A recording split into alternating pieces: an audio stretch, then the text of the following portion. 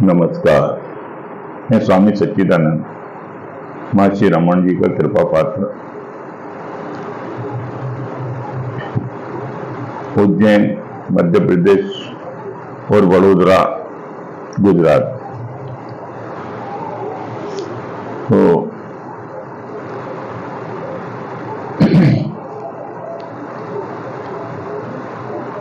आज का विषय है इमोशनल इंटेलिजेंसी। अभी तक हमने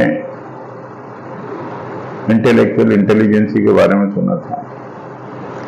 वो होती है हमारी कैपेसिटी ऑफ थिंकिंग, लेकिन इमोशंस जो रहते हैं वो अवचेतन से संबंधित रहते हैं और इंटेलेक्ट होती चेतन मन से संबंधित।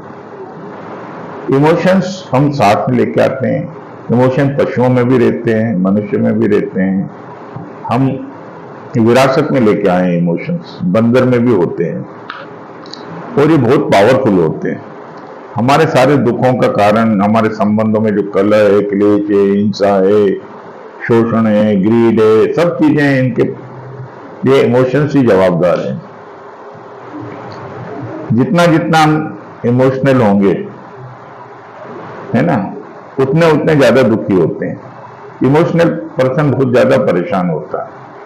और हमारे समाज में जो एक अनरेस्ट फैल रहा है ना, वो क्या है?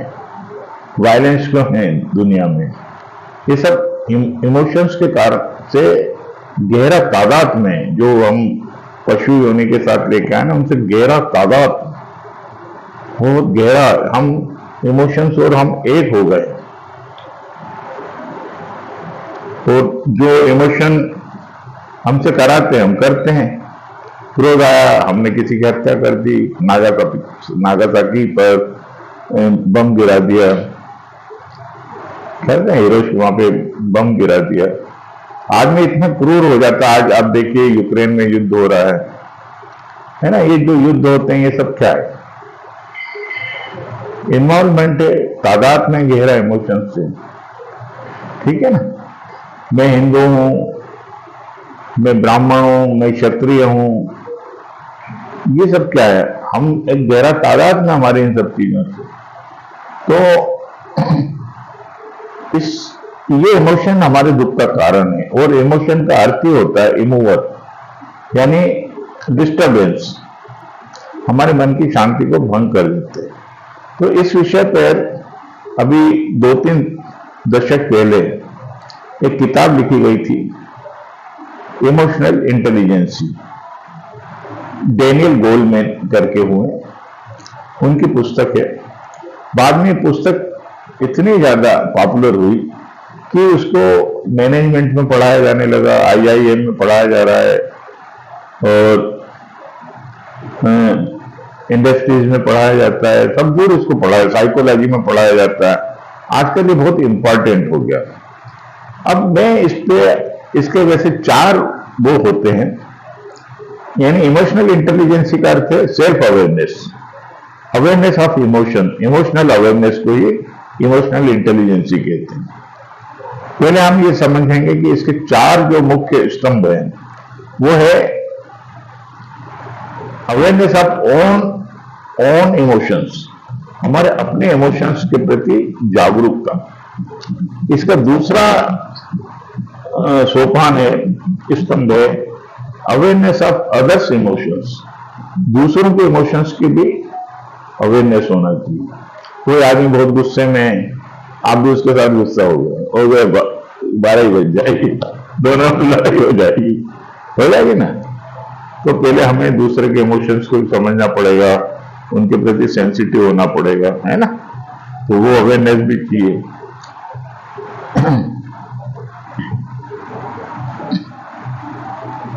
और तीसरी चीज है करुणा, एम्पैथी।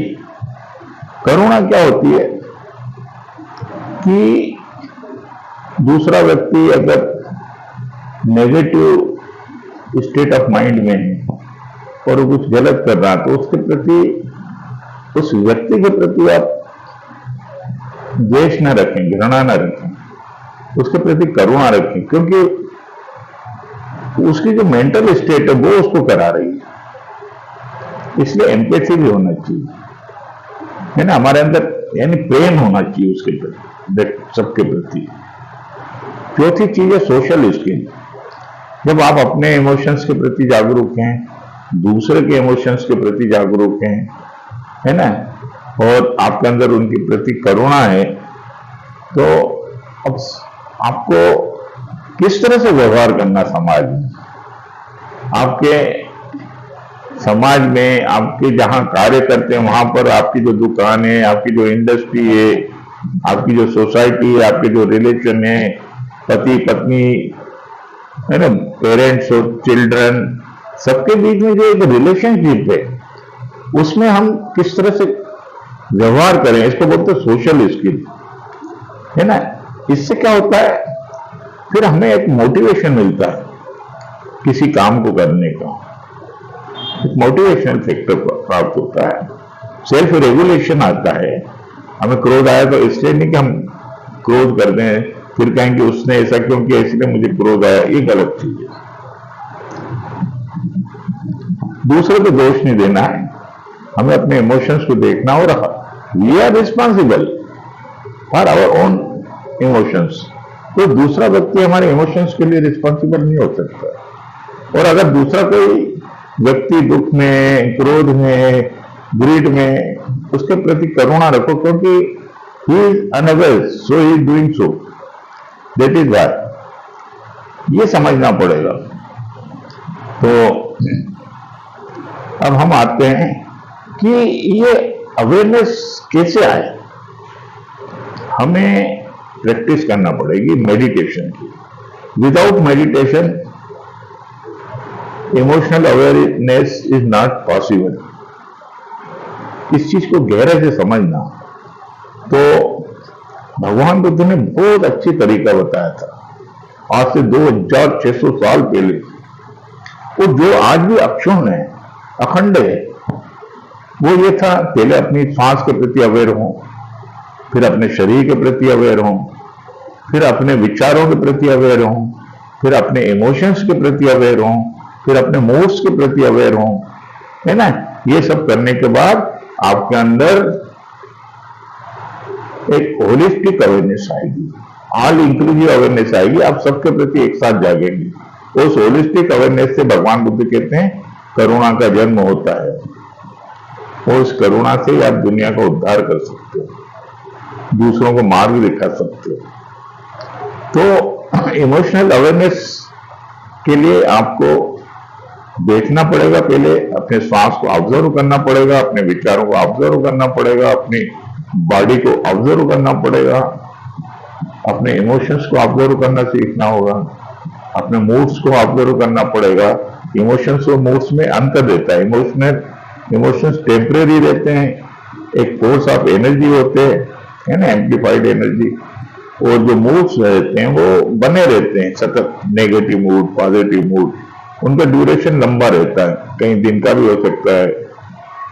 तो इस बात को समझिए और ध्यान करिए, और हमारे जीवन की सारी समस्याओं को सॉल्व करने का एक ही तरीका है, वो है इमोशनल अवेयरनेस। जब आप इमोशंस के प्रति अवेयर होते हैं तो आप अपने थॉट्स के प्रति भी अवेयर हो जाएंगे, because thought is a very little and tiny part of our consciousness, but awareness is whole consciousness. जब emotions is the whole consciousness. जब कोई इमोशंस उठेगा ना, तब आपकी पूरी कॉन्शियसनेस ही डिस्टर्ब हो जाएगी, कोई पार्ट नहीं छूटेगा आपकी कॉन्शियसनेस। इसलिए इमोशंस को देखना, इमोशनल अवेयरनेस बहुत कठिन चीज है, उसका ये एक लंबा अभ्यास चाहिए, बार बार अभ्यास चाहिए। और दूसरी चीज मूड्स तो सदा ही हमारे पास मौजूद रहता है। आदमी हर समय किसी न किसी नेगेटिव पॉजिटिव मूड में रहता ही है, एक स्टेट ऑफ माइंड में रहता ही है। खिन्नता भी हो सकती है, बोरियत भी हो सकती है, अकेलापन भी हो सकता है। तो हमें मूड्स को देख के प्रति भी अवेयर होना चाहिए। तो डेली मेडिटेशन करिए, ज्यादा से ज्यादा इमोशंस के प्रति अवेयर होइए। इमोशंस के प्रति अवेयर होते आप विचारों के प्रति भी अवेयर होना सीख जाएंगे, और ये आपको मन से पूरी तरह मुक्त कर देगी और सत्य के, आत्मा के दर्शन कराएगी।